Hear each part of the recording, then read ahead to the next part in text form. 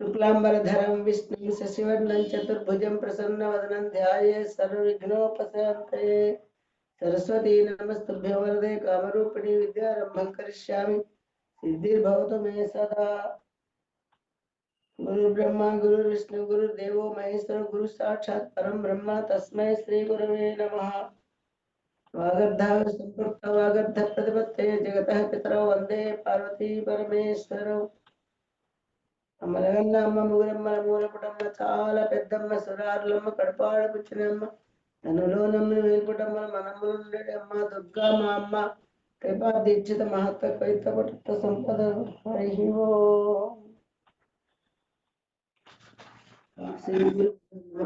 ఓం శ్రీ పరమాత్మనే నమః.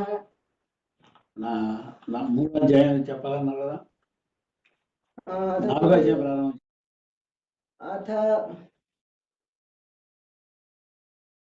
అక్కడ చెప్తాను.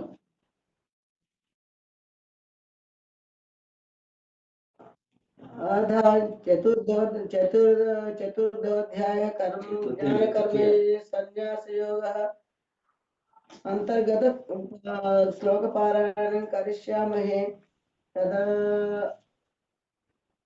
తర్వాత ఈ రోజు మూడో అధ్యాయంలో నుంచి సారాంశం కొంత చెప్పిన తర్వాత నాలుగో అధ్యాయాన్ని ప్రారంభిస్తాను. చూడానా, మూడో అధ్యాయం తృతీయ అధ్యాయం అయిపోయింది కర్మయోగం. కానీ ఒకసారి క్లుప్తంగా దాని విషయాన్ని గ్రహించాలనే అభిప్రాయం ఏర్పడింది. దానికి చాలా సంతోషం నాకు. ఎందుకంటే సాధారణంగా కూడా ఇది వదిలేస్తుంటారు. నువ్వు అట్లా కాదు, శ్రద్ధగా ఆలకించావు. It is called listening. శ్రద్ధగా ఆలకించి దాన్ని మరలా వినాలని కోరిక కలిగిందంటే నేను చాలా సంతోషిస్తాను దాని గురించి. అయినా క్లుప్తంగా నాకు తెలిసినంత చెబుతాను. మనకి ఈ ఉపాధ్యాయంలో అర్జునుడు ఒక విషయం అడిగాడు కృష్ణుడిని. కృష్ణ, నీవు కర్మ కంటే జ్ఞానము గొప్పది అని చెబుతున్నావు. అది చెబుతూ కర్మయోగము కన్నా జ్ఞానయోగమే గొప్పము శ్రేష్టం అని చెబుతూ నన్ను యుద్ధం చేయమంటున్నావు, కర్మ చేయమంటున్నావు. విషయంలో ఏది శ్రేష్టమైంది రెండిట్లో నాకు కొంచెం ఆందోళనకరంగా ఉంది. కాబట్టి నాకు ఏదో ఒకటి, నీకు ఇది శ్రేష్టమైనది, కర్మయోగమో జ్ఞానయోగమో ఏదో ఒకటి నిర్ణయించి నాకు చెప్పు అన్నాడు అనమాట. అది అడిగిన దానికి భగవానుడు ఏం చెప్పాడంటే, అర్జున, లోగా నీకు ఒక విషయం చెప్పాను. ఏమని?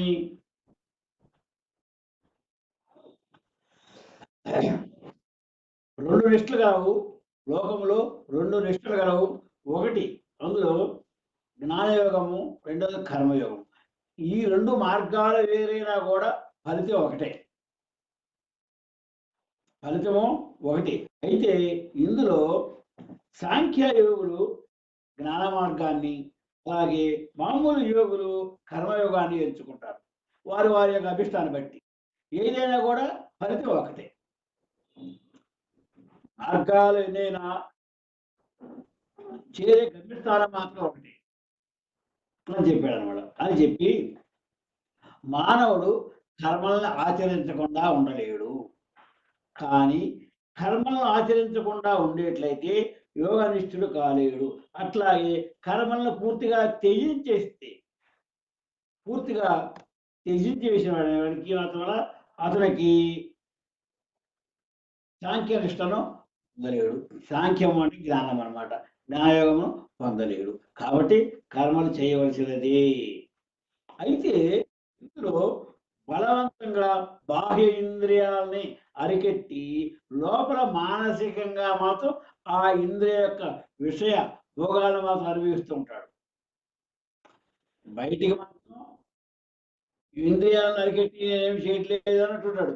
లోపల మాత్రం ఆంతరంగికంగా అతను ఏం చేస్తున్నాడు, ఈ ఇంద్రియ విషయాలని లోపల చింతన చేస్తూ ఉంటాడు అన్నమాట.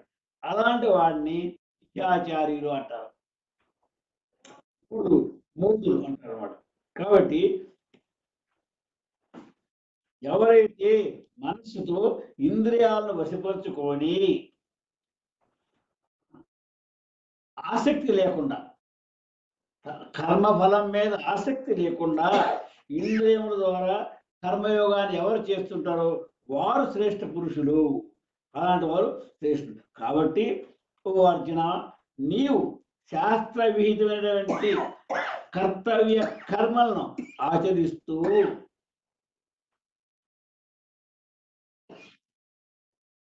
అలాంటి కర్మల్ని నీవు ప్రతిఫలాక్ష లేకుండా ఆచరించు. ఆదిలో పరమాత్మ మానవులను సృష్టించేప్పుడు మానవులతో పాటు యజ్ఞాలను కూడా సృష్టించాడు.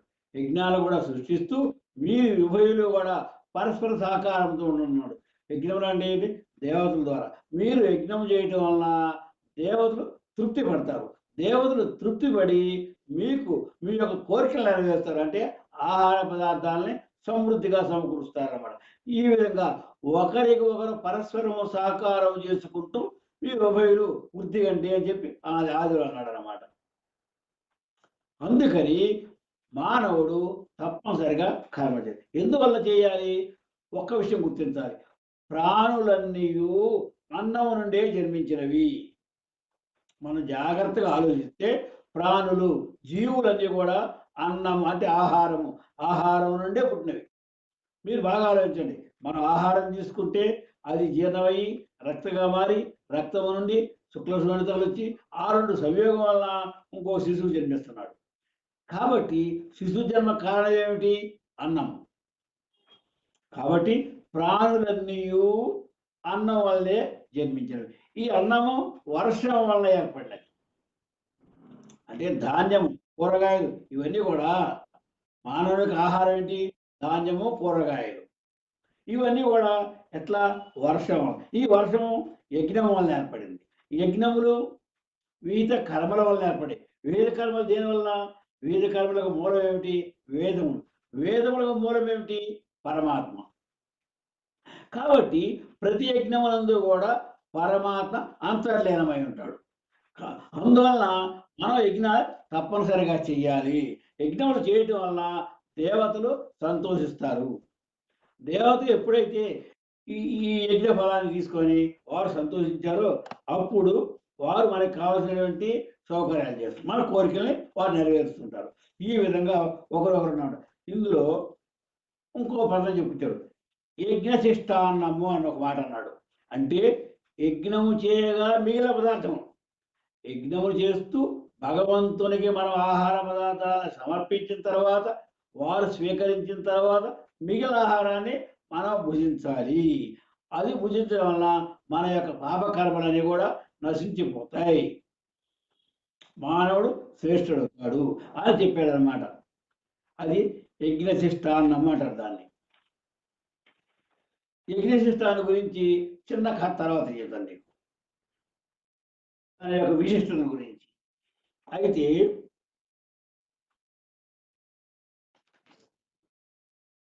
కాబట్టి నీవు ఓ అర్జున, నీవు నిరంతరము ఆసక్తి రహితులవై, మొట్టమొదటి నుంచి ఇదే పదం చెబుతున్నాడు భగవానుడు. ఆసక్తి రహితులవై అంటే కర్మఫలాన్ని ఆశించకుండా, కర్మఫలం మీద ఏ ఆశ లేకుండా నీ యొక్క కర్తవ్య కర్మను చక్కగా ఆచరించు. ఎందుకంటే ఆసక్తిని కర్మలను ఆచరించిన మానవుడు పరమాత్మ యొక్క ప్రాప్తిని పొందగలడు. పూర్వకాలంలో జనకుడు, ప్రహ్లాదుడు మొదలగు వారంతా కూడా ఈ విధంగా ఆచరించే గొప్పవారయ్యారు అని చెప్పాడు అనమాట.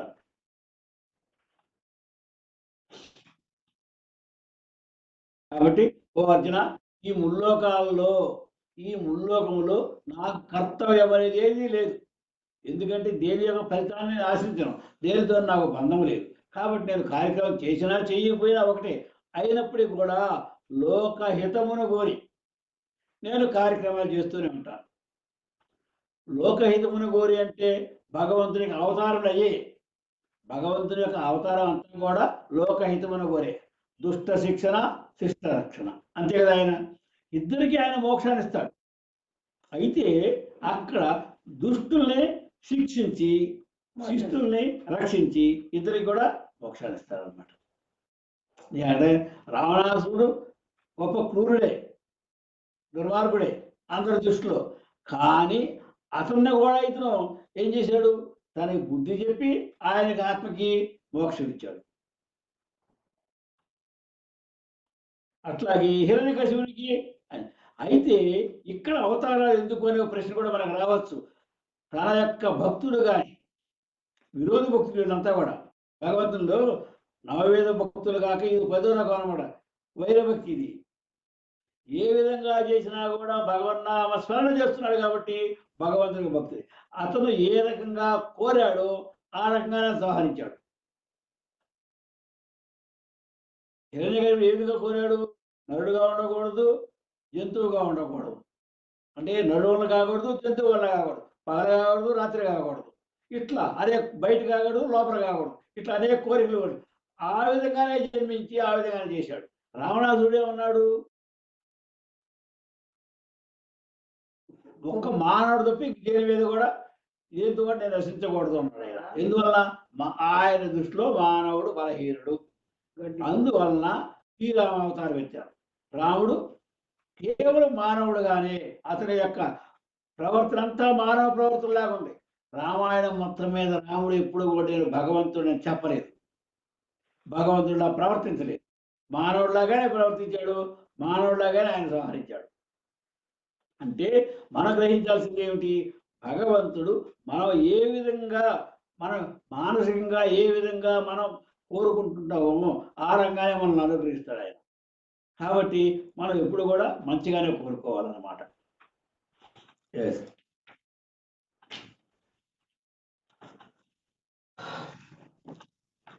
వాస్తవంగా ఇంకా ఏం చెప్పుకొచ్చాడు, వాస్తవంగా మానవుని యొక్క కర్మలకు అన్ని విధాల ప్రకృతి గుణములనే అనుసరించి ఉండను. ప్రకృతి 3 రకాల గుణాలు ఉంది. ఏది చేస్తాము, 3 రకాల గుణాలు కూడా. ఏది తమో గుణము, రజో గుణము, సతో గుణము. ఈ 3 గుణాల్లోనే, ఈ త్రిగుణాల్లోనే మానవుని యొక్క గుణాలన్నీ కూడా లీనమై ఉంటాయి. అంటే అతని యొక్క కర్మ ఫలితాన్ని బట్టి ఆ గుణాలను ఆశ్రయిస్తుంది. కాబట్టి అందువలన ఇందులో ఓ అర్జున గుణ విభాగ తత్వాన్ని, కర్మ విభాగ తత్వాన్ని ఎవరైతే తెలుసుంటారో అలాంటి జ్ఞానయోగి మాత్రం గుణములే యందు ప్రవర్తిస్తున్నాయని అనుకొని వాటి యందు ఆసక్తి కాడు, అతడే యోగి అన్నమాట. కాబట్టి ఓ అర్జున, నీవు అంతర్యామి నాయందే నీ చిత్తమును ఉంచి కర్మలన్నిటినీ నాకే అర్పించి, అంటే కర్మ ఫలితాలను నాకే అర్పించి ఆశ, మమత్వము, ఇంకేమిటి సంతాపము, వీటిని వీడి యుద్ధము చేయమన్నాడు. దేని మీద మమకారం ఉండకూడదు నీకు, అలాగే ఆశ ఉండకూడదు, ప్రీతి ఉండకూడదు, ఉండాలి సంతాపం ఉండకూడదు. ఇవన్నిటినీ వదిలేసి నీవు యుద్ధం చేయమన్నాడు అనమాట. రెండవది ఏమన్నాడు, ఇంకా గొప్ప విషయం ఏంటంటే, ఎవరికైతే దోష దృష్టి లేకుండా శ్రద్ధాశక్తులు కలిగింది నా మతాన్ని అనుసరించి ఉంటారే మానవులు, వారికి కర్మబంధం ఉండదు, కర్మల నుండి ముక్తి పొందుతారు. ఇది బాగా గ్రహించాలి. దోష దృష్టి లేకుండా అంటే నింద వేయకుండా ఎవరుంటారో శ్రద్ధాశక్తులై ఉండి నా యొక్క మతమును, నా యొక్క ప్రవర్తన, నా యొక్క బోధనను ఎవరైతే అంగీకరించి వాళ్ళు అనుసరిస్తూ ఉంటారో అలాంటి వారంతా కూడా కర్మబంధం నుండి విముక్తులవుతారు అన్నాడు. కాగా ఎవరైతే నా యందు దోషంలో ఆరోపణ చేస్తూ నా యొక్క ఉపదేశాలని, నా యొక్క సందేశాలని అనుసరించరో అలాంటి మూర్ఖులు మోహితులై భ్రష్టులై అనే కష్ట నష్టములు పాలవుతారు. కాబట్టి మానవ ఎవరు కూడా భగవంతుణ్ణి దూషించరాదు, నిందారోపణ చేయరాదు.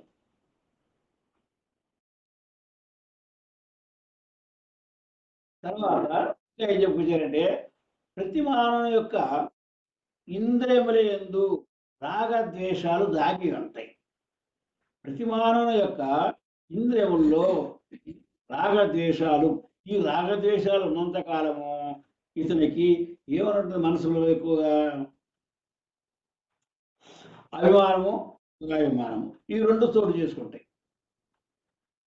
అంతేకాదు రాగద్వేషాలు ఉన్నంత కాలము మనకి క్రోధము తప్పదు, అహంకారము తప్పదు. కాబట్టి మనుషుడు ఈ రెండుకి వశము కారాదు. ఎందుకంటే ఈ రెండు కూడా మహాశత్రువులు మానవునికి. ఈ రెండు ఏంటివి? రాగద్వేషాలు. ప్రతి మానవుడు కూడా రాగద్వేషాలకు అతీతుడిగా ఉండాలన్నమాట.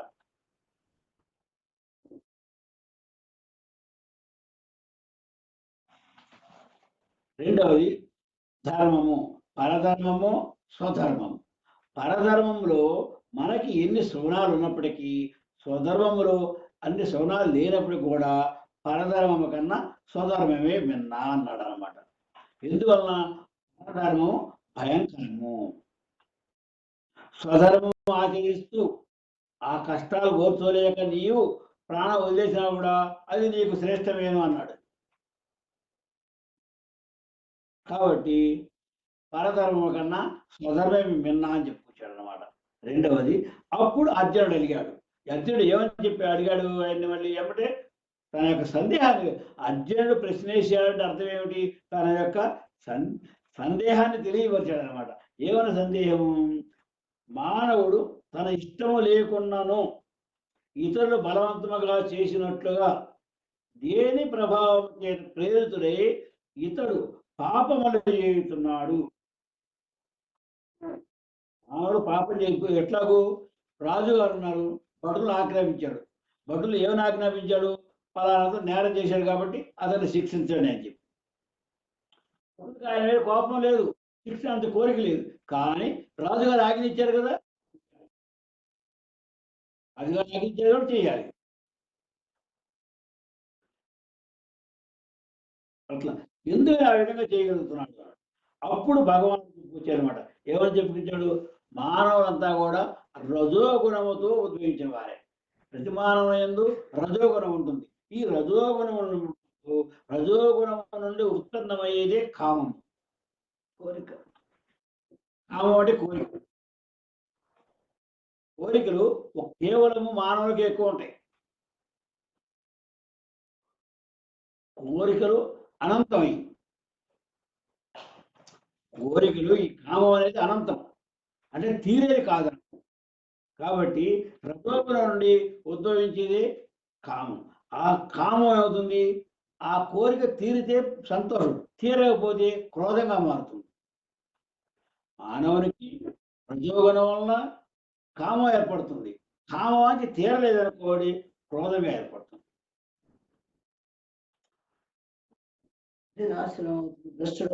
కాబట్టి అది మనకి పరమశత్రువు. ఏమిటి పరమశత్రువు? కోపం కాదు, కామమే పరమశత్రువు. కాబట్టి ఏ విధంగా నీవు కాపాన్ని జయించాలి? ఈ కామం అట్లాంటిది. ఇంకో మాట చెప్పుకొచ్చాడు. ఎట్లాగంటే పొగచేత అగ్ని, అగ్ని పొగచేత కమ్మడు. అట్లాగే అర్థం దర్పణము, దర్పణము దుమ్ము ధూళి చేత కప్పబడి ఉంటుంది. అట్లాగే గర్భంలో ఉండే శిశువు మాయ చేత కప్పబడి ఉంటాడు. ఏ విధంగా అయితే అగ్ని పొగ చేత, దర్పణము మహిళ చేత, శిశువు మాయ చేత కప్పబడి ఉంటాయో ఆ విధంగానే జ్ఞానం కూడా కామము చేత కప్పబడి ఉంటాడు. అందువల్ల మానవుడు జ్ఞానహీనుడు అవుతున్నాడు, పశుత్వం ఏర్పడుతుంది. ఈ విషయం బాగా మనం గ్రహించాలి. ఎట్లాగంటే వాడు 3 ఉదాహరణ చెప్పి కూర్చొని భగవద్గీత ఇక్కడ మనకి ఏమిటి? ఒకటి అగ్ని పొగ చేత కప్పబడి ఉంటుంది. అట్లాగే రెండవది ఏమిటి? అద్దము ధూళి చేత, గర్భస్థ శిశువు మాయ చేత ఏ విధంగా అయితే కప్పబడి ఉంటారో. 3 ఎందుకు పెట్టుకొచ్చాడు? 3 గుణాలు. ఇందులో 3 గుణాలు, సత్వ రజో తమో గుణం, 3 గుణాలు పెట్టి చెప్పుకొచ్చాడు అనమాట. కాబట్టి మనకి ఈ కామమైన మహాశక్తిలో కూడా మన యొక్క జ్ఞానాన్ని కప్పేస్తుంది. అందువల్ల మన జ్ఞానహీనం అని చెబుతున్నారు అనమాట. కాబట్టి ఈ కామం అగ్నితో సమానమైనది, అగ్ని లాంటిది, ఇది ఎన్నటికీ చల్లారదు. అగ్ని అన్నాడికి చల్లారదు. అంటే మన యొక్క కామం తృప్తి పడేదే లేదు. కామానికి తృప్తి అనేదే లేదు. ఒక కోరిక కలిగింది, ఆ కోరిక తీరింది, ఆగుతున్న మనసు అందులోకి ఇంకో కోరిక, అది తాగితే ఇంకో కోరిక, అంటే కోరిక పరంపర అన్నమాట, వస్తూనే ఉంటాయి. అంటే కామాన్ని చల్లార్చడం ఎవరి తరము కాదు. అందువలన ఇంద్రియములు, మనసు, బుద్ధి ఈ రెండే కామానికి నివాస స్థానం అని చెప్పుకొచ్చాడు. చివరి ఏం చెప్పుకొచ్చాడు? కామానికి నివాస స్థానం ఏంటి? అసలు ఆ శత్రు స్థావరాన్ని మనం కనుక్కోవాలి. ఎక్కడైనా ఆలోచిస్తే ఇంద్రియములు, తర్వాత మనస్సు, బుద్ధి, ఇవే వాటి. కాబట్టి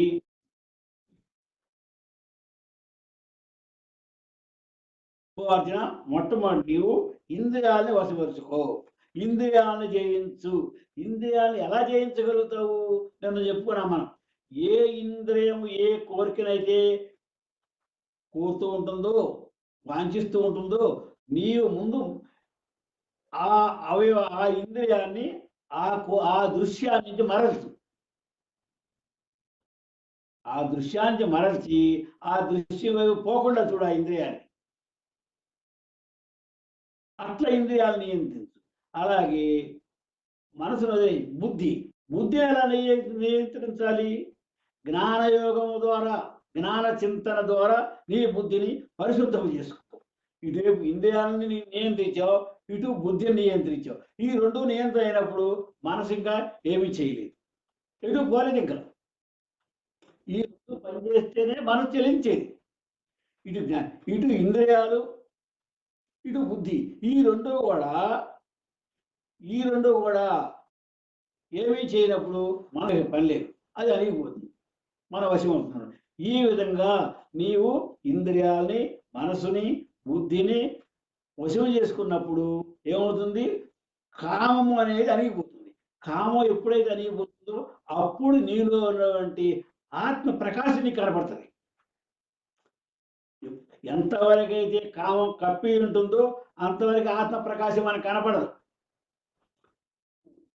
ఎట్లా ఆకాశంలో సూర్యుడు ఎప్పుడు ఉంటాడు, మనకి మేఘాలు అడ్డు వచ్చినప్పుడు, మబ్బు పడినప్పుడు సూర్యుడు కనపడ్డాడు, మేఘాలు తొలగిపోతే సూర్యుడు కనపడతాడు. అట్లాగే ఈ కప్పి ఉన్నటువంటి ఈ కామం తొలగిపోతే మనకి ఆత్మ యొక్క ప్రకాశం కనపడుతుంది. కాబట్టి నీవు కోరికలు జయించాలి అంటే ఈ విధంగా జయించు అని చెప్పుకొచ్చాడు. అది చెప్పుకొస్తూ మనకి ఏం చెప్పాడు? మనకి స్థూల శరీరం కంటే ఇంద్రియములు సూక్ష్మమైనవి, గొప్పవి. ఆ ఇంద్రియముల కన్నా కూడా మనసు గొప్పది. దానికన్నా బుద్ధి శ్రేష్టమైంది, బుద్ధి కన్నా కూడా అత్యంత శ్రేష్టమైంది, సూక్ష్మమైనది ఆత్మ. చూడండి, మనకి ఈ ఇంద్రియముల యొక్క శక్తి నెంబర్ 1, ఇంద్రియముల యొక్క శక్తి. తర్వాత ఇంకా సూక్ష్మంగా ఏమన్నాడు? మనస్సు, మనస్సు తర్వాత బుద్ధి, బుద్ధి తర్వాత ఆత్మ. ఇవన్నీ కూడా మనకు కనపడతాయా? ఆపరేషన్ చేసిన డాక్టర్ కూడా కనపడవు. మనసు కనపడుతుందా డాక్టర్ గారికి? మన బుద్ధి కనపడుతుందా డాక్టర్ గారికి? ఆత్మ కనపడుతుందా? ఇంద్రియ శక్తి కనపడుతుందా? మన ఇంద్రియాలకు శక్తి లేదా? శక్తి ఉన్నది. శక్తి ఉంది కాబట్టే అవి చూడగలుగుతున్నాయి, వినగలుగుతున్నాయి, వాసన పీల్చగలుగుతున్నాయి, ఇన్ని రకాలు చేస్తున్నాయి. ఇదంతా ఏంటి? మన ఇంద్రియాలకి శక్తి ఉన్నది. ఈ శక్తి అంతా ఎక్కడి నుంచి వచ్చింది? ఆత్మజ్యోతి వల్లనే వచ్చింది, ప్రాణశక్తి వల్లనే వచ్చింది ఇవన్నీ కూడా. కానీ ఇవన్నీ మనకు కనపడతాయా? కనపడకపోయినది మరి ఎవరు చెప్పగలవా? కాదు, ఉన్నాయి, ఇవన్నీ కూడా ఉన్నవి. అందువలన వీడికి విశ్లేషణ చేసుకుంటే ఒకదాని తర్వాత ఒకటి గొప్పది, చివరికి ఆత్మే పవిత్రమైంది, గొప్పది, సూక్ష్మమైనది. కానీ కామం చేత కాపాడుతుంది. ఆ కామాన్ని మనం తొలగించాలన్నమాట. కామం తొలగించాలంటే ఇది పద్ధతి అని చెప్పుకోవచ్చు. అక్కడితో మనకి 3వ అధ్యాయం అయిపోయింది. అది 3వ అధ్యాయం యొక్క సారాంశం. నీకు అర్థమైన క్లుప్తంగా సందేహం ఉన్నదా? ఇక 4వ అధ్యాయానికి వద్దాం. 4వ అధ్యాయంలో మనల్ని జ్ఞానయోగంలో ఇంకా కొంచెం లోతుకు తీసుకెళ్తున్నాడు. ఆయన ముందు తటాక నుంచి ఒక్కొక్క బిడ్డ కిందకి దించాడు, ఇంకా లోపలికి తీసుకెళ్తాడు. ఇంకా అసలు ఈ జ్ఞానం ఎప్పుడు ప్రారంభమైంది? ఇది ఇందులో మానవుడికి ఎన్ని రకాల యజ్ఞాలు ఉన్నాయి, వాటి ఏ విధంగా చేయాలి, వాటి యొక్క ఫలితాలు ఏమిటి, ఇవన్నీ చెప్పుకొస్తాడు అన్నమాట. చూద్దాం జాగ్రత్త. 4 భగవాన్ వాచ. ఓం శ్రీ పరమాత్మనే నమః. అథ చతుర్థోధ్యాయః జ్ఞాన కర్మ సన్యాస యోగః. శ్రీ భగవాన్ వాచ.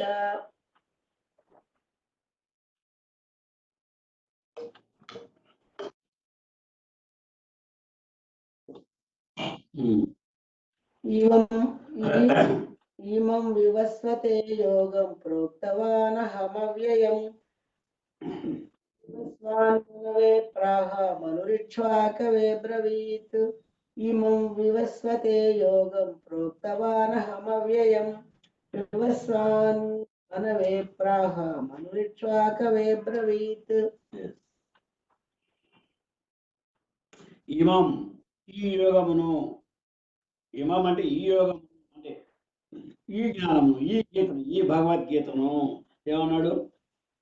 వివస్వతే సూర్యునికి, వివస్యుడు అంటే సూర్యుడు అనమాట. సూర్యునికి యోగం, ఈ యోగమును, ఆ యోగం అంటే ఏంటికి? మానవునికి భగవంతునికి గల సంబంధం గమనించాలి. యోగము అంటే ఏంటి? మానవునికి భగవంతునికి ఉన్నటువంటి సంబంధాన్ని మనం యోగం అంటాం అనమాట. అదే గీత.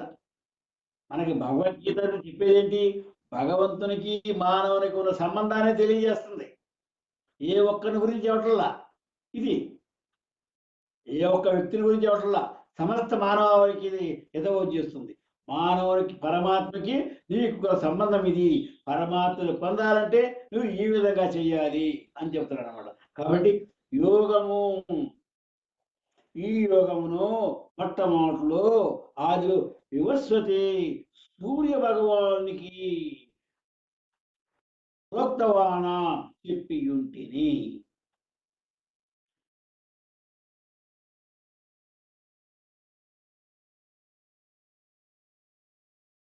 హమవ్యయం అంటే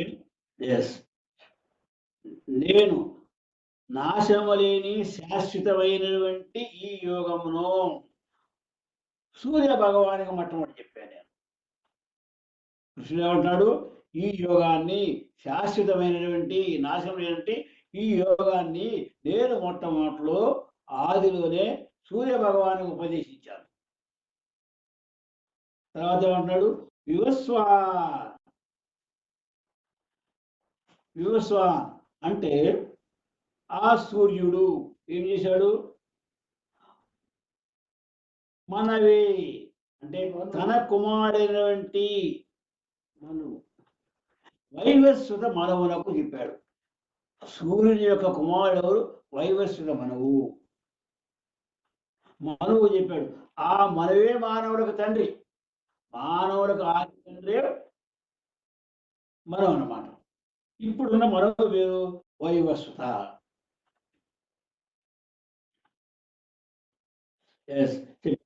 ఆ తర్వాత ఏమన్నాడు? కూడా వైవస్వత మన్వంతరే కలియుగే ప్రథమోపాదే అలా చెప్పుకుంటాం కదా. మాను ఇక్ష్వాకువే అబ్రవీత్. ఆ మనువు ఏం చేశాడు? తన కుమారుడైనటువంటి ఇక్ష్వాకులకు ఇది చెప్పాడు. కాబట్టి నేను నిత్యమైనటువంటి సత్యమైనటువంటి ఈ యోగమును సూర్యునికి తెలిపి తిని. ఆదిలో ఈ యోగాన్ని నేను సూర్యునికి తెలిపి తిని. సూర్యుడు తన పుత్రుడైనటువంటి వైవస్వత మానవులకు చెప్పాను. ఆ మనువు తన కుమారుడైనటువంటి ఇక్ష్వాకులకు ఉపదేశించాను. ఇట్లా పరంపరగా వచ్చింది అని చెప్పాడు. అంటే అక్కడ ఏం చేయాలి? ప్రాచీన కాలం నుండి, అనాది నుండి ఈ శ్రీమద్ భగవద్గీత జ్ఞానము ఉపదేశింపబడింది శాస్త్రీయ విషయంలో మనకి తెలియచున్నది. దీనివల్ల మనకి ఏం తెలుస్తుంది? అనాది నుండి సూర్యుడికి భగవంతుడు బోధించాడంటే సూర్యుడు ఎప్పుడు వాడు? ఎప్పుడైతే భూమి ఈ లోకం ఏర్పడిందో ఆనాడే సూర్యుడు ఉన్నాడు. అవునా కాదా? సూర్యుడు మధ్యలో వచ్చారా? అనాదిలోనే ఉన్నాడు. భూమి ఏర్పడి నుంచే ఉన్నాడు. కాబట్టి అప్పుడే నేను ఈ విషయాన్ని చెప్పాను సూర్యుడికి అన్నాడు పరమాత్మ. ఆదిలోనే నేను సూర్యుడికి చెప్పాను. సూర్యుడు ఏం చేశాడు?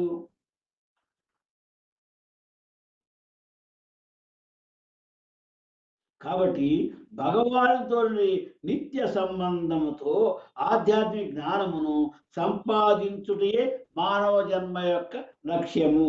మన లక్ష్యం ఏమిటి? ఆధ్యాత్మిక చింతనతోటి భగవత్ ప్రాప్తిని సంపాదించడమే. అదే మనగా అట్టి లక్ష్యమును ప్రజలకు విద్య, సంస్కృతి, భక్తి ద్వారా తెలియజే బాధ్యత రాజులపై ఉన్నది. ఇక్కడ మనం గమనించాలి. ఇక్ష్వాకులకు తెలియజేశాడు. మనువు తన కుమారుడైనటువంటి ఇక్ష్వాకునకు తెలియజేశాడు అనమాట. ఎందువల్ల ఇక్ష్వాకుని తెలియజేశాడు? పూర్వకాలం నుంచి కూడా భక్తిని ప్రచారం చేయాలన్నా, ఒక మతాన్ని ప్రచారం చేయాలన్నా, ధర్మబోధనని, ఆధ్యాత్మిక చింతనని వారు వ్యాపింపజేయాలన్నా కూడా రాజుల వల్లే సాధ్యమవుతుంది. అందువల్లనే రాజులు పూర్వకాలంలో ఇన్ని దేవాలయాలు నిర్మించారు. పెద్ద పెద్ద దేవాలయాలు కూడా శ్రీకృష్ణదేవరాయలు ఈ ఆలయాన్ని నిర్మించారని, పల్లవులు దీన్ని నిర్మించారని, చాణక్యులు మనం చెప్పుకున్న చరిత్రలు చదువుకున్నాం. ఎందుకు నిర్మించారు వాడు అట్లా? పూర్వకాలంలో ఆధ్యాత్మిక చింతన ఎక్కడ జరిగినా కానీ దేవాలయాలు జరిగేది. పాఠశాలలో దేవాలయాలు, వేదము దేవాలయం. ఇప్పుడు కూడా తిరుపతి దేవాలయంలో చూడండి వేదాభ్యాసం జరుగుతూ ఉంటుంది, ఆధ్యాత్మిక చింతన జరుగుతుంది. కారణం అది క్షేత్రాలు అవే. మానవునికి భగవంతుని గల సంబంధాన్ని ఏర్పాటు చేసి మానవుణ్ణి భగవంతుని యందు ప్రేమ కలిగేటట్టుగా, భక్తి కలిగేటట్టుగా చేయటం లక్షణం అన్నమాట. అది ఆ కర్తవ్యం చేయవలసిన రాజు అంటే అధికారులు.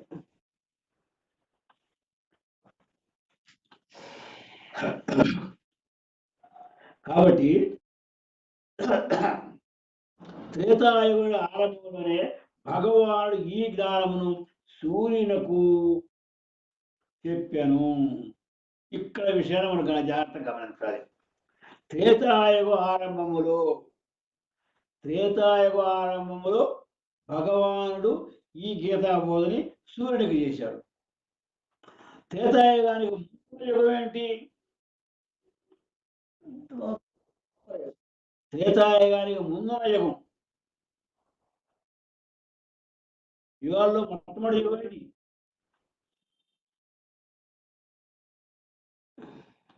కొంచెం ఆలోచించండి. యుగాల్లో మొట్టమొదటి యుగం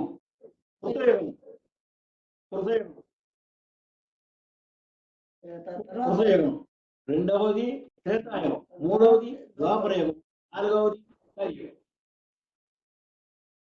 కాబట్టి ఈ కృతయుగంలో మానవునికి ఈ జ్ఞానబోధ చేయవలసిన అవసరం లేదు.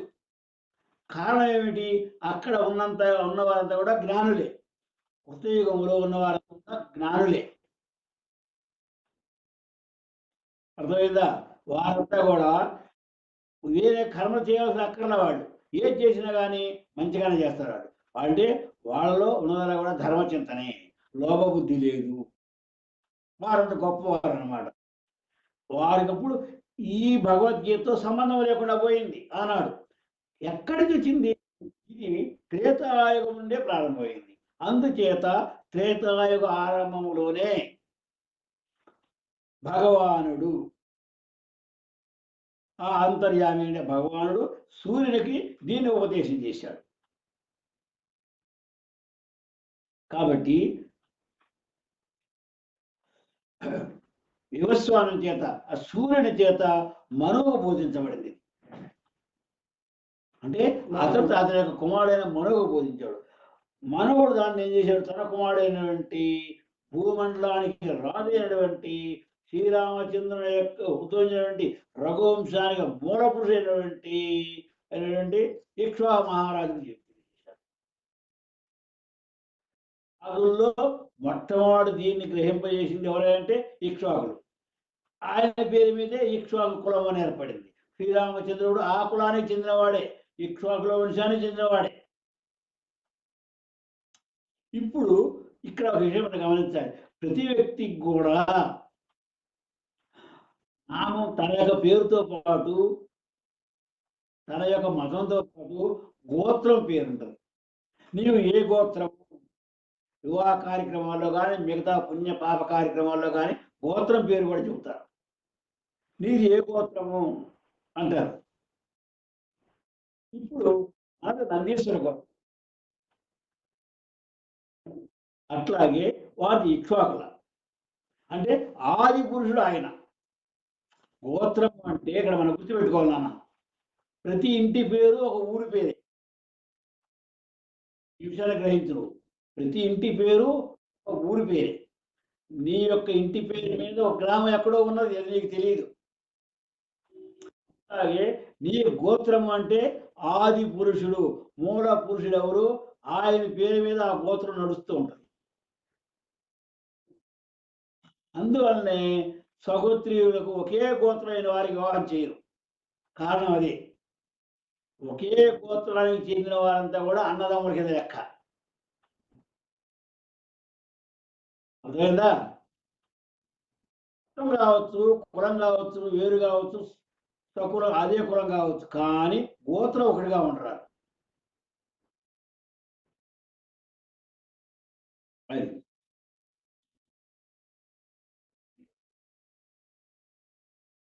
చేసుకోవచ్చు. అది కులాంతర వివాహం, అది తప్పు లేదు. అది ఎక్కడా చూసుకోకూడదు.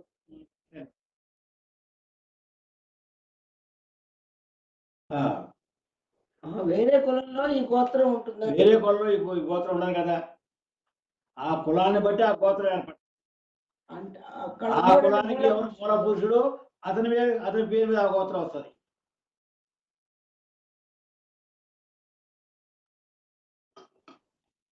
అంటే మీకు ఉదాహరణ చెప్పాలంటే, మన నందీశ్వర గోత్రము, ఇంకో కులములో ఏ బ్రాహ్మణ కులం తీసుకో, మరో కులం తీసుకో, అక్కడ నందీశ్వర గోత్రం ఉండదు. వారి కౌండన్యను వాళ్ళ గురువు ఎవరు అంటారో వాళ్ళకు అట్లా. అంటే మనం ఇంకా కొంచెం లోతుగా వెళ్ళేట్లయితే మన ప్రస్తుతం ఉన్నది కలియుగం. ఈ కలియుగం యొక్క కాల పరిమితి ఎంత, దీని యొక్క ఆయుర్దాయం ఎంత అంటే 4,32,000 సంవత్సరాలు. కలియుగానికి ఆయుర్దాయము 4,32,000 సంవత్సరాలు. అందులో ఈ కలియుగం ప్రారంభమై 5,000 సంవత్సరాలే అయింది. 5,000 చిల్లర అంటే కృష్ణ భగవానుడు అవతారము సాధించటంతో కలియుగం ప్రారంభమైంది. అంతవరకు ద్వాపరయుగమే. నీకు అర్థమైందా? కృష్ణుడు కలియుగంలో లేడు. కృష్ణుడు మరణించడంతో కలియుగం ప్రారంభమైంది.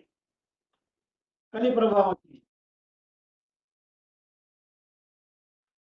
అంటే మన యొక్క చరిత్ర ప్రకారం కృష్ణుడు మరణించి, అంటే కృష్ణుడు అవతారం సాధించి ఇప్పటికీ 5,000 సంవత్సరాలు చెలరైందన్నమాట.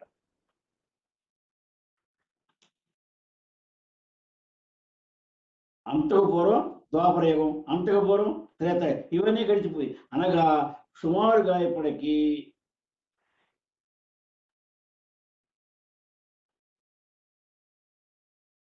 24,97,000 సంవత్సరాల పూర్వం మనువు తన శిష్యుడైనటువంటి ఇక్ష్వాకులకు ఈ గీతాన్ని బోధించాడు.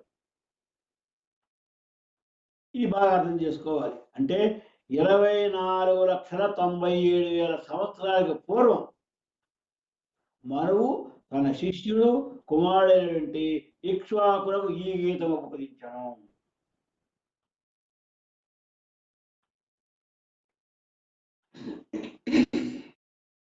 ప్రస్తుతం ఉన్నటువంటి ఈ మనువు వైవస్విక మనము, ఇది మనకు జరుగుతుంది. ఈ మనువు యొక్క ఆయుర్దాయం ఎంత అంటే 30,40,00,00,000 53 లక్షల సంవత్సరాలు. ఇప్పుడున్న మన యొక్క ఆయుర్దాయము 30,53 లక్షల సంవత్సరాలు అన్నమాట. అందులో ఇప్పటికి 12,04 లక్షల సంవత్సరాలు మాత్రమే గడిచిపోయిందన్నారు.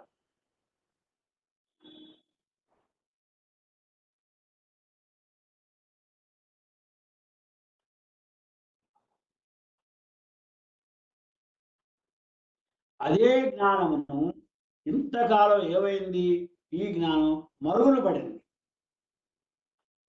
అదే జ్ఞానాన్ని ఇప్పుడు కృష్ణ పరమాత్మ అర్జునునికి 5,000 సంవత్సరాల క్రితం తిరిగి చెప్పాడు. ఎందువల్ల మనకి కురుక్షేత్ర సంగ్రామం జరిగి 5,000 సంవత్సరాల పూర్వం అనమాట. కురుక్షేత్ర సంగ్రామం జరిగి ఇప్పటికి 5,000 సంవత్సరాలు దాటిపోయింది. ఆనాడు చెప్పాడు, కురుక్షేత్ర సంగ్రామంలో చెప్పాడు. అంటే అప్పటిదాకా మరుగున పడి ఉన్నటువంటి ఈ భగవద్గీతను, ఈ జ్ఞానబోధం తిరిగి ఇప్పుడు అర్జునుని ద్వారా కృష్ణుడు వెలుగులోకి తీసుకొచ్చాడు. ఇది అర్థమైనా భగవద్గీత ఎట్లా ఉద్భవించింది ఇప్పుడు మళ్ళా?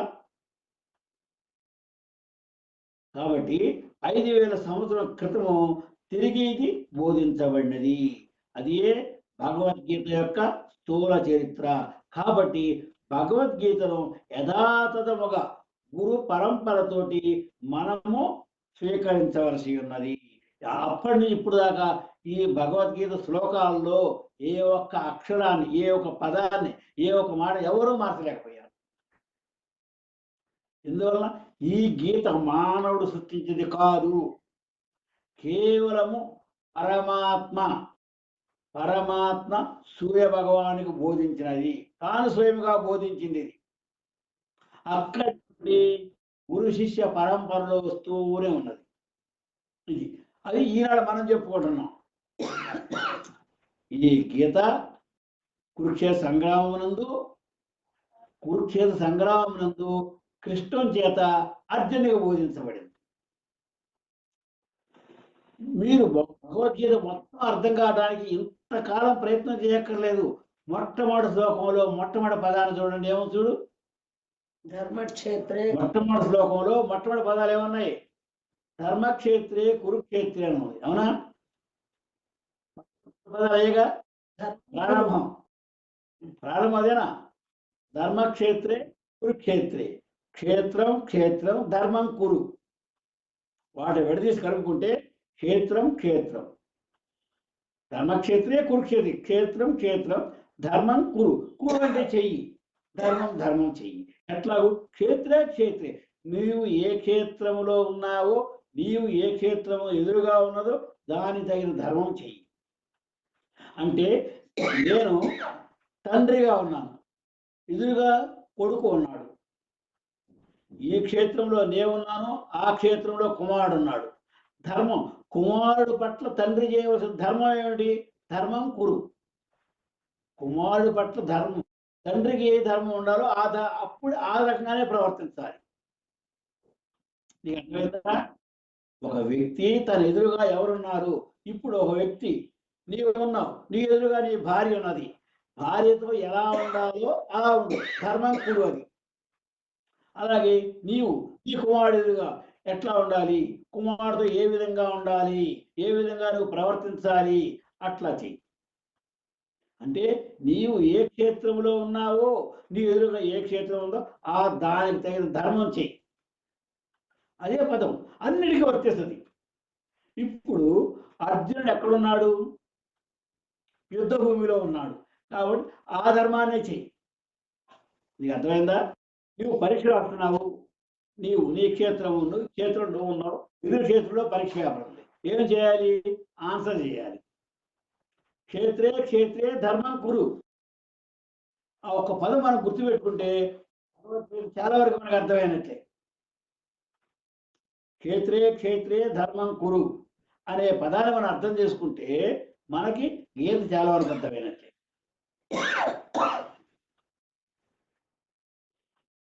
కాబట్టి ఇలాంటి దివ్య జ్ఞానమును భగవానుడు సూర్యుడు బోధింపగా, సూర్యుడు తన తనయుడైనటువంటి మనువుకు, ఆ తర్వాత మనువు తన కుమారుడైనటువంటి ఇక్ష్వాకునకు దీన్ని బోధించను.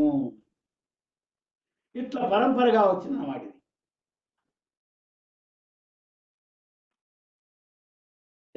అది 1వ శ్లోకం. ఇక 2వ శ్లోకానికి వెళ్దాం. నీకు ఓపిక ఉన్నదా?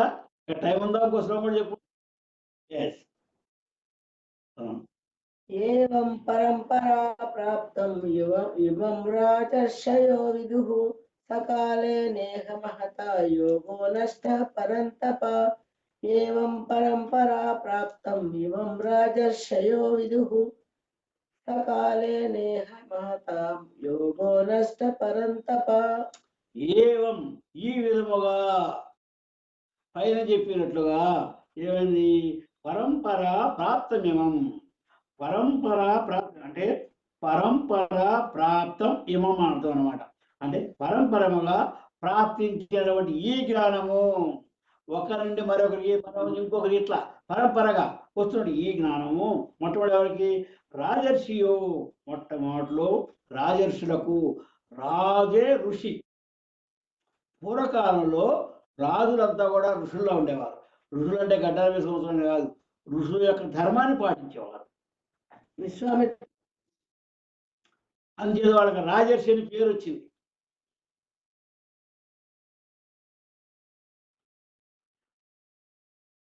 విదుహు వాళ్ళు మొట్టమొదటిలో దీనిని రాజర్షులు గ్రహించారు. స అంటే ఆ జ్ఞానము. ఆ జ్ఞానం ఏమైంది? కాలే నేహ కాలక్రమముగా ఈ భూలోకములో ఇహ కాలే ఇహ ఇహ అంటే ఈ లోకములో, ఈ భూలోకములో కాలక్రమణ ఏమైపోయింది? మహత. మహత అంటే గొప్పదైనటువంటి యోగో. ఈ యోగము, ఈ భగవద్గీత నష్ట మరుగున పడిపోయింది. కాలక్రమంలో ఈ భగవద్గీత మరుగున పడిపోయింది, అంటే లుప్తమైపోయింది అన్నమాట. పరంతప. ఓ అర్జున, ఓ అర్జున, ఈ విధంగా ఏర్పడి ఈ భగవద్గీత కాలక్రమేణా ఏమైంది? మరుగున పడిపోయింది. లేక కాదు, నశించిపోలా, మరుగున పడిపోయింది. నశించడం వేరు, మరుగున పట్టడం వేరు. దాన్ని పోషించేవారు లేకపోవడం వలన మరుగున పడిపోవడం అసలు ఉన్నది. అట్లాగే ఒక విషయాన్ని గమనించాలి. ఎప్పుడైతే కురుక్షేత్ర సంగ్రహం అయిపోయి కృష్ణుడు మరణించాడు అంటే, దేహాన్ని వదిలేశాడు అంటే, అవతారాన్ని సాధించాడు, అప్పుడు అక్కడ శస్త్రములు లేవు. అంటే మంత్ర సహితమైనటువంటి అస్త్రాలు, అవన్నీ కూడా అప్పుడు నశించిపోయింది. నశించిపోలా, మరుగున పడిపోయింది. అంటే దాన్ని పోషించగల శక్తి సామర్థ్యం గల మానవులు ఈనాడు లేరు. ఈనాడు ఏంటి? అన్ని మనకుంది అస్త్రాలే ఉన్నాయి, బాణాలు. అంటే మనకు ఈనాడు ఆయుధాలు ఉన్నాయి. ఇవి కూడా మంత్రశక్తితో పనిచేసేవి కావు, యంత్రశక్తితో పనిచేసేవి. ఇప్పుడు మనకున్న ఆయుధాలన్నీ కూడా యంత్రశక్తితో పనిచేస్తాయి, మంత్రశక్తితో కాదు. పూర్వకాలం ఆనాడు ఆ యుగంలో ద్వాపర యుగం వరకు కూడా మంత్రశక్తితోటి ఒక దర్భని, ఒక గడ్డి పుల్లని మంత్రించి వదిలేస్తే అది బాణాలా పనిచేసేది. దాన్ని బ్రహ్మాస్త్రం అని, ఇంద్రాస్త్రం అని ఎట్టుంటారు అన్నమాట. పాశుపతాస్త్రం అని ఈ పేర్లు అట్టుకొచ్చినాయి. అంటే ఆ మంత్రాన్ని ఉచ్చరించగల శక్తి ఆ మానవుడికి ఉన్నది. అది ఆ మంత్రశక్తిని ఆయన పొందగలిగాడు కాబట్టి అది అతని యొక్క స్వాధీనమైనది. ఈనాటి మానవులు అలాంటి శక్తి గల వారు ఎవరు లేరు. కాబట్టి అవన్నీ మరుగుపడిపోయినాయి. లేవని కాదు, ఉన్నాయి అవన్నీ కూడా. కానీ వాటిని సంపాదించగల యోగ్యత గల మానవులు లేరు ఈనాడు. అట్లాగే భగవద్గీతని ఆనాడు నుండి ప్రజల్లోకి తీసుకెళ్ళే శక్తి సామర్థ్యం గలవారు లేరు, మరుగున పడిపోయింది. దాన్ని ఈనాడు కురుక్షేత్ర సంగ్రామంలో కృష్ణుడు అర్జునుడికి బోధించి వెలుగులోనికి తీసుకొచ్చాడు. అప్పటి నుండి ఇప్పుడు దాకా దాని ప్రభావం అట్లాగే ఉన్నదన్నమాట.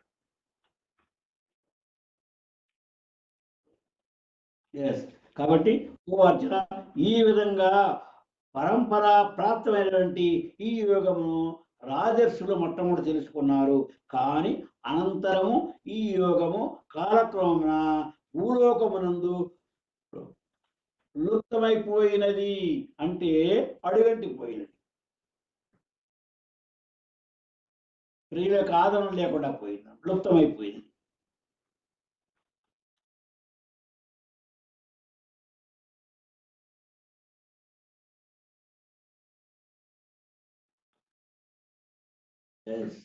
కాబట్టి ప్రజలను పాలించడం ఎందు, గీత యొక్క ప్రయోజనమును నెరవేర్చడం ఎందును గీతా జ్ఞానమును రాజస్సులకు కొరకే ముఖ్యముగా ఉద్దేశింపబడినది. ఆనాడు ఇది రాజస్సులకే మొట్టమొదటిలో చెప్పారు. ఎందువలన దాన్ని పోషించగల శక్తి సామర్థ్యాలు వాళ్ళే ఉన్నాయి.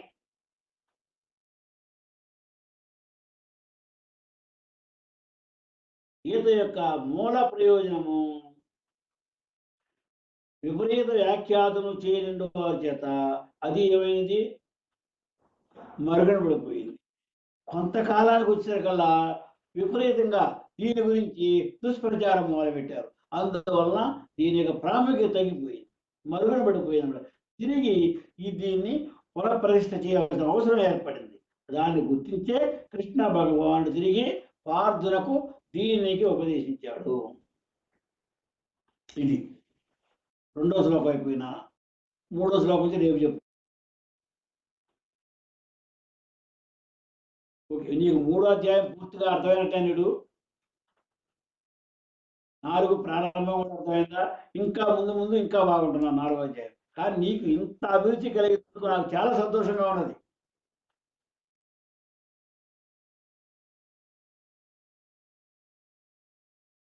అంటే నీకు ఇంతవరకు అర్థమైంది అనేది నేను తెలుసుకోవాలంటే నీవు గ్రహించింది ఇతరులు కూడా చెప్పేవరకు, నువ్వు చెప్పగలిగే శక్తి సంపాదించుకునే వరకు, అప్పుడు నీకు బాగా అర్థమైంది అనమాట. నేను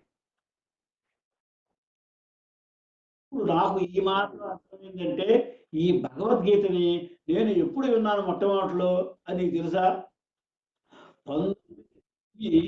నేను హై స్కూల్లో చేరేటప్పుడు 7వ తరగతి 8వ తరగతి 9వ తరగతి చదివేటప్పుడు తెనాల్లో కన్నికా పరమేశ్వర ఆలయంలో సాయంకాల పూట దీన్ని ఒక గురువుగా చెబుతుండేవారు భగవద్గీతని.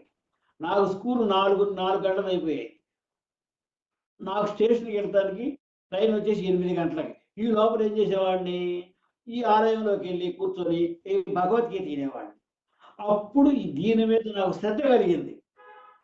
భగవద్గీత వినగా వినగా నాకు శ్రద్ధ కలిగింది. అప్పుడు నా వయసు ఎంత, నువ్వు బాగా ఊహించు. 8వ తరగతి నా వయసు ఎంత ఉంటుంది?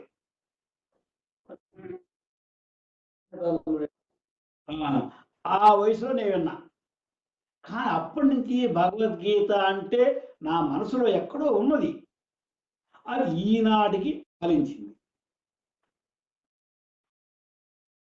ఈనాడు నేను ఒక విధంగా చెప్పగలుగుతానంటే ఆనాడు నేను ఏది విన్నానో అది నాకు స్ఫురణ వస్తూ ఉన్నది. అంటే కన్నికావరం ఆలయం తెనాల్లో ఉంది. ఎవరు చెప్పారంటాడు, ఎవరో ఎవరో ప్రవచనం చెప్పుకుంటూ అక్కడ ఉంటాడు. ఆయన పేరు గుర్తొచ్చినప్పుడు చెప్తాను. అక్కడికి మన కృష్ణను తీసుకెళ్లి ఆలయానికి చూపిద్దామని ఆ రోజు ఆలయం మూసిన్నప్పుడు మేము వెళ్ళే సమయానికి గుడికి వెళ్ళి కన్నికా మా స్కూల్ చూపించిన తర్వాత ఆలయాన్ని తీసుకొచ్చా. గుడికి తీసుకెళ్ళాను వాళ్ళని. అది బోర్డు మీద రాశాడు కృష్ణ. మా తాతగారు ఏదో కేఎస్కే ఏదో రాసినట్టున్నాడు. స్కూల్ తీసుకెళ్ళాను. స్కూల్ తీసుకెళ్ళడానికి కొంచెం బాధేసిందిరా. ఎందుకంటే అప్పుడున్నటువంటి స్కూలు ఇప్పుడు లేదు. చంద్రబాబు నాయుడు గారు ఏదో ఏదో చేశారు దాన్ని మొత్తానికి. చాలాకి ఒక జూనియర్ కాలేజీ కట్టి పెట్టాడు, హై స్కూల్ తీశాడు. అదే రియల్ ఎస్టేట్ వాళ్ళు దానికి ఏదో ఒక పన్నాగం దాన్ని రియల్ ఎస్టేట్ గా చేయాలో ఇది పెట్టాడు అనమాట. అందువల్ల స్కూలు ఎప్పుడు 1903వ సంవత్సరంలో అది స్థాపితం. ఆ స్కూల్ 1903వ సంవత్సరంలో స్థాపితమైంది. అది అందులో ఎంతమంది మహానుభావులు చదువుకున్నారు, ఎంతమంది ఉన్నత స్థాయికి వెళ్ళిపోయారు. నాకు నిజంగా కొంచెం దుఃఖం ఏర్పడింది ఆ స్కూల్ చూడంగానే, అట్లా ఆ స్థితిలో చూడంగానే. ఎప్పుడు నేను చూడాల. ఆ తర్వాత ఆ ఆలయాన్ని తీసుకెళ్ళారు. అది చాలా బాగుంటాయి. కన్నికా పరమేశ్వర ఆలయం లోపల చాలా బాగుంటుంది. అది నేను నిత్యం అక్కడికి వెళ్ళేవాడిని.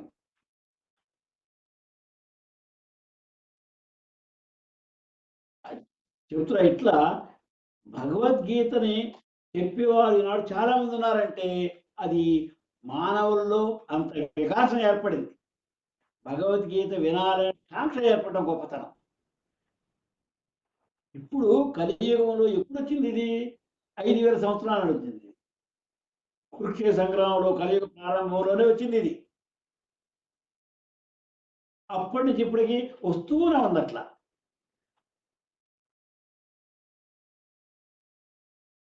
మరుగున పడిపోయినటువంటి ఈ గీతని కురుక్షేత్ర సంగ్రామంలో అర్జునుడు వంక పెట్టుకొని అతన్ని చూపిస్తూ కృష్ణ భగవానుడు మనందరికీ చెప్పాడు, మానవులందరికీ చెప్పాడు అనమాట.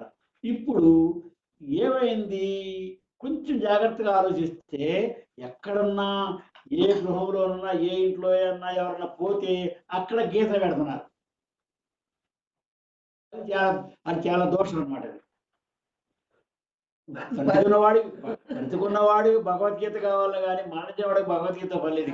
చచ్చిపోయిన వాడు అంటే బతుకున్నవాడు వెళ్తారు కదా, వాళ్ళని వింటారా? కాబట్టి మానవులు బ్రతుకున్నప్పుడే ఈ గీతను పెట్టాలి, గీత 10 మందికి చెప్పాలి, 10 మంది వినేటట్టు చేయాలి. చిన్నప్పటి నుంచే 10 మందికి బోధించాలి. చెప్తే వాళ్ళు మంచి మార్గంలో. మరణించినప్పుడు వాడికి ముక్తి వస్తే పెడుతున్నారు మనవాళ్ళు. మరణించిన వాడికి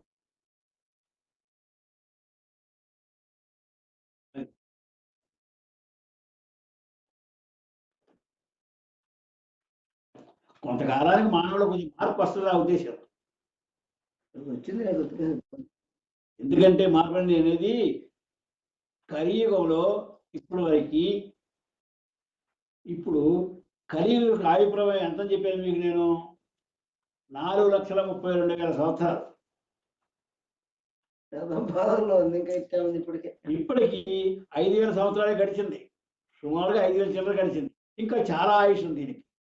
ఇంత ఆయుష్ లోపల ఈ గీత యొక్క ప్రభావంతో చాలా మంది కూడా మళ్ళీ ఆనాటి కృతయుగంలో మానవుడు ఎలా ఉన్నాడో అలా తయారవుతాడంటే అంతా ఫిల్టర్ అయిపోతారు. ఆనాటికి ఇచ్చే మిగులుతుంది, వారే కృతయుగంలో ఉంటారు. అర్థం చేసుకోవాలన్నా, కలియుగంలో ఈనాడున్న మానవులు చాలా వరకు మార్పు చెందుతారు. ఆనాడు చివరిలో కలియుగాంతానికి మానవులే ఉండరనే కాదు, ఉంటారు. ఉన్నంత జనాభా అంతా కూడా సజ్జనులై ఉంటారు, సద్బుద్ధి కలిగిన వారు ఉంటారు. వారే కృతయుగంలో మనకు కనపడతారు. మనమే మన అనేక జన్మలు ఎదుగుతూ కృతయుగంలోకి వస్తాం మనం.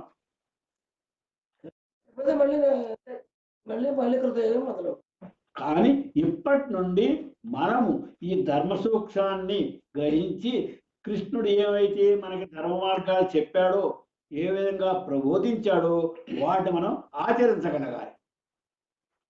గీతను అర్థం చేసుకొని ఆచరించగలిగితే మన కృతార్థులైనట్లే. ఎందుకంటే భగవంతుడు మానవునికి 84 జన్మల ఆయుర్దాయాన్ని ఇచ్చాడు. ఈ ఆత్మకి 84 జన్మలు ఇచ్చాడు. ఈ 84 జన్మల్లో నీవు ఉన్నత స్థితికి ఎదుగుతూ పరిశుద్ధుడు, అప్పుడు నా దగ్గరికి వస్తా ఉన్నాడు ఆయన. అర్థమైందా? నువ్వు పరిశుద్ధం కాలేకపోతే అర్థమవదు. మళ్ళీ ఈ చక్రం తిరుగుతున్నాడు ఇట్లాగే. మళ్ళీ ఇప్పుడు ఒక వస్తువు నేను ఒక వస్తువు నీకు ఇచ్చాను, ఒకటి ఉన్నదాన్ని ఆ విధంగా ఇస్తే నువ్వు మధ్యముడు. దాన్ని ఉన్నతంగా చేసి ఇచ్చావనుకో ఉత్తముడు అవుతావు, దాన్ని పాడు చేసి ఇచ్చావనుకో అధముడు అవుతావు. భగవంతుడు మనకి పుట్టేటప్పుడు ఆత్మనిచ్చాడు. ఉయ్యాల్లో పుడుకున్నట్టు పాప బాలుడు, ఆ పసికందు యొక్క హృదయం ఎలా ఉంటుంది? నిర్మలంగా ఉంటుంది, సంతోషంగా ఉంటుంది, కల్మష రహితంగా ఉంటుంది. అవునా? భగవంతుడు అలాంటి హృదయాన్ని మనకి ఇచ్చాడు, అలాంటి ఆత్మ మనకి ఇచ్చాడు. అదే ఆత్మను తిరిగి మనం భగవంతుని సమర్పించామనుకో మనం మధ్యములుగా ఉంటాం. ఈ ఆత్మను ఇంకా ఆధ్యాత్మిక చింతనలో మునిగి మనం ఉన్నతంగా చేసామనుకో ఉత్తరం అవుతాం. ఈ ఆత్మని మనం మగిలబట్టించి నీచంగా చేసామనుకో అధములం అవుతాం. ఈ అధములైనప్పుడు ఏం చేస్తాం? మరలా జన్మించాలి తప్పదు. ఉత్తమమైన భగవంతుని సన్నిధికి వెళ్తాం. మధ్యములుగా అట్లాగే ఉన్నప్పుడు ఉన్నతికి తీసుకెళ్ళడానికి ప్రయత్నం చేస్తాం. భగవంతుడు మనకి చెప్పిన మార్గం అది. భగవంతుడు మనకు బోధించిన మార్గం ఇది. మన కర్తవ్యం ఏమిటి? మనకున్నటువంటి ఈ భగవంతుడు ఇచ్చిన ఈ ఆత్మని ఉన్నతం చేయాలి. ఉన్నతం చేయాలంటే ఏం చేయాలి? ఆధ్యాత్మిక చింతనతోటి భగవంతుని యొక్క ప్రబోధాలను మనం అనుసరించి మన ప్రవర్తన మార్చుకోవాలి. అదే ధర్మం కూడా చెప్పాడు. అందుచేత ముందేం చేయాలి? లోభగుణం పోగొట్టుకోవాలి. లోభగుణము ఏమిటి అర్థం? ఏదో వెలితి ఉంటే దాన్ని పూడ్చుకోవాలనే గుణమే లోభగుణం. లోభము అంటే మనకున్న వెలితి. భగవంతుడు అన్నీ ఇచ్చాడు నీకు, ఇంకా కావాలని కోరుకుంటే అది ఆశ అయిపోయింది. అదే కామం. అది ఈ అవకాశం మానవుడు ఉంది కాబట్టి, లేకపోతే అది సమకూర్చుకోకపోతే తిరిగి ఏదైనా అడ్డంగా పుట్టేవాళ్ళు. ఇప్పుడు పాము ఉంటుంది, ఒక రకంగా వెళ్తుంది, జంతువులు ఉంటాయి, అలాంటి జన్మలు కూడా ఇస్తాడు. అప్పుడు ఈ అవకాశం మాట్లాడటానికి కూడా చేత కాదు వాటికి, మాట్లాడలేదు కదా. నామస్మరణ చేయాలన్నా ఏం చేయాలన్నా ఇదే అవకాశం. ఈ అవకాశాన్ని వినియోగించుకుని ప్రతివాడు కనీసం ఉండడానికైనా కూడా ప్రయత్నం చేయాలి. హరి ఓం. ఓం సహనావతు సహనౌ భునక్తు సహ వీర్యం కర్వావహై తేజస్వినావధీతమస్తు మా విద్విషావహై. ఓం శాంతి శాంతి శాంతి. సర్వే జనా సుఖినో భవంతు. సర్వ సన్మంగళాని. ఏతత్ ఫలం సర్వం పరమాత్మార్పణమస్తు. స్వస్తి.